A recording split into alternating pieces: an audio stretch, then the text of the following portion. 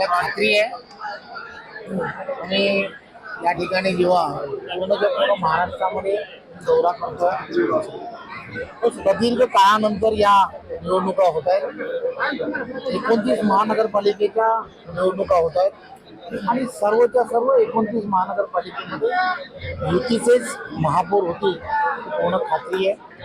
परभणी या महानगरपालिकेमध्ये सुद्धा या ठिकाणी असणाऱ्या पालकमंत्री मेघनाताई असतील, शिवाजी भरोसे असतील आणि त्यांच्याबरोबर असणारे सर्व कार्यकर्ते वरपुडकर साहेब असतील किंवा त्याचबरोबर बोडीकर साहेब असतील, या सगळ्यांचं एवढ्या वर्षामध्ये या भागामधील असणारी काम असेल, भारतीय जनता पार्टीची इथली असणारी संघटनात्मक जुने कार्यकर्त्यांची असणारी एक ताकद ही सुद्धा या ठिकाणी फार मोठ्या प्रमाणामध्ये आहे.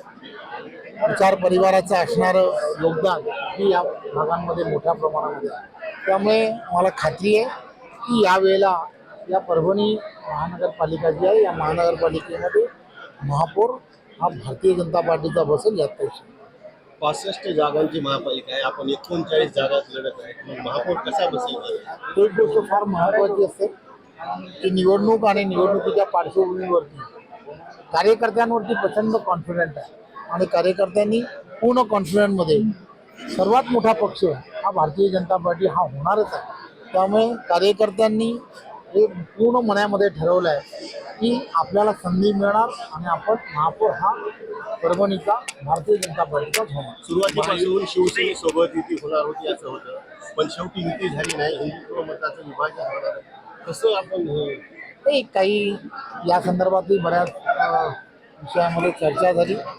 काही गोष्टींमध्ये टेक्निकली काही अडचणी झाल्या, परंतु मला खात्री आहे देशाचे पंतप्रधान नरेंद्र मोदीजी यांच्या नेतृत्वामध्ये आणि आम्ही या निवडणुका देवेंद्रजी यांच्या नेतृत्वामध्ये विकासाच्या मुद्द्यावरती लढतो.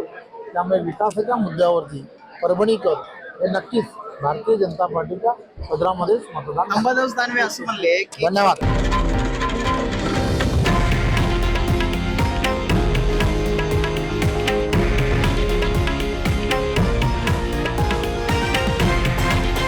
हे आहे देशातील नंबर 1 न्यूज नेटवर्क आणि आपण पाहत आहात TV9 मराठी, एकमेव.